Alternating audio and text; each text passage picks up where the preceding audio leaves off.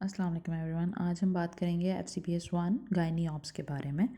कुछ अहम बातें जिस एग्ज़ाम के लिए आपने याद रखनी है, उसमें सबसे अहम है कि आपने कॉन्फिडेंट रहना है। मतलब इट्स द सेम एग्ज़ाम, जिस तरह से आप लोग पहले इतने सारे एग्ज़ाम्स दे चुके हैं, तो आपने बहुत कॉन्फिडेंट रहना है। दूसरी चीज़ ये है कि आपने कंसिस्टेंट रहना है। ऐसा नहीं है कि आज 2 घंटे पढ़ा है, कल 1 घंटे पढ़ा है, फिर परसों पढ़ा ही नहीं है। आपने ख़ुद को किसी से कंपेयर नहीं करना है, बिकॉज़ आपको बहुत सारी ऐसी एग्जांपल्स मिलेंगी कि कुछ लोगों ने ये एग्ज़ाम 45 डेज़ में क्लियर किया है, किसी ने 1 मंथ में इवन क्लियर किया है।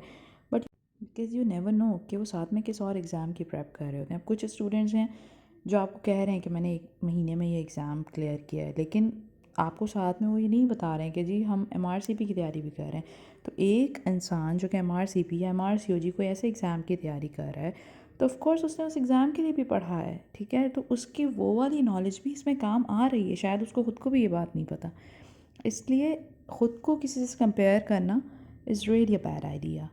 सबसे अहम बात कि आपने ख़ुद को मोटिवेट रखना है। मोटिवेट आप किस तरह से करेंगे ख़ुद को, कि अगर यहाँ पर एक लाइन मैंने लिखी है कि clear your why your how will be easy. अगर आपको ये पता है कि आप ये एग्ज़ाम क्यों दे रहे हो, तो आप फुल टाइम खुद ही मोटिवेट रहते हो, ठीक है?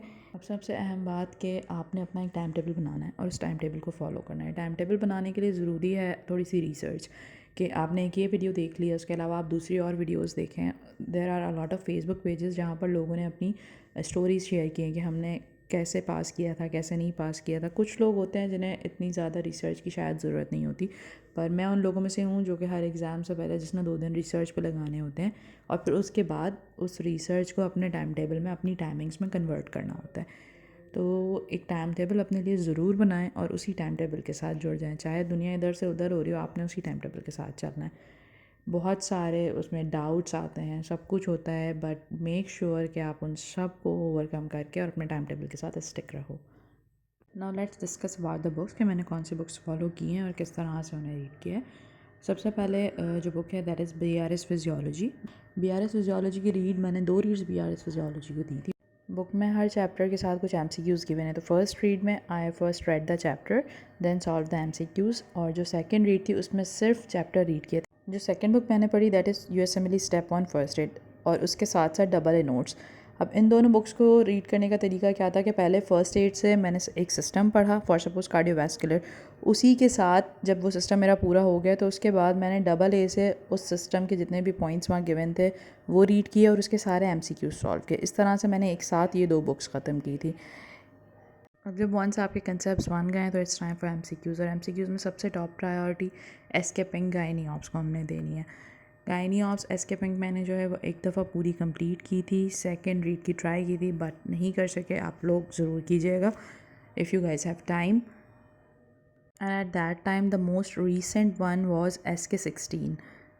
SK16 को एक पूरी कंप्लीट रीड देने के बाद SK16 में जो सिर्फ गायनी पार्ट था उसको मैंने रिवाइज़ किया, and that after that SK15 में I have only done the gynae past papers. हमेशा कोशिश करें अगर आप कोई बुक बाय कर रहे हैं तो लेटेस्ट एडिशन बाय करें। उसके अलावा MCQs की जो प्रैक्टिस है वो एक जो स्पेसिफिक हमारे पास MCQs की बुक है, जैसे गायनी ऑप्स के लिए एस्केपिंग है, वो करने के बाद जब हम दूसरे MCQs बुक से स्टार्ट करते हैं तो always start with the recent one. Like at my time it was SK16, अभी इट माइट बी SK17 और 18। एक और बात जो मैंने लास्ट में ऐड की है इस वीडियो के अंदर दैट इज़ के हाँ, जब भी हम किसी एग्ज़ाम की प्रेप शुरू करते हैं तो उसमें बहुत सारे WhatsApp group, Telegram group, Facebook group बन जाते हैं। For me that was like a little distraction, के जब आपको बेसिक्स ही नहीं आती हैं तो वहाँ पर बहुत सारे लोग क्वेश्चंस डिस्कस कर रहे होते हैं। They are helpful, very helpful in a case कि अगर आपको कोई क्वेश्चन नहीं आता आप उसमें पोस्ट करते हो, people give answer, that's okay. But all the time उसमें कोई ना कोई क्वेश्चन पॉपअप हो रहा होता है बिकॉज आपके साथ साथ और बहुत सारे लोग तैयारी कर रहे होते हैं।